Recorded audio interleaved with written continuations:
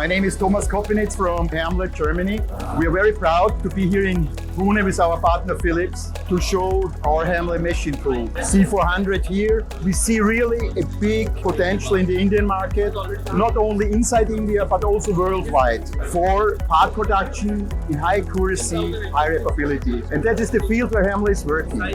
We think in the future Hermle machine tools have really a big chance in the Indian market. That means Indian producers of parts in the metal industry, they will export worldwide.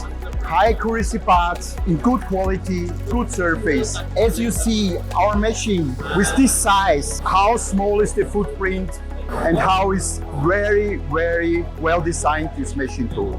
Thank you very much for this interview and see you soon.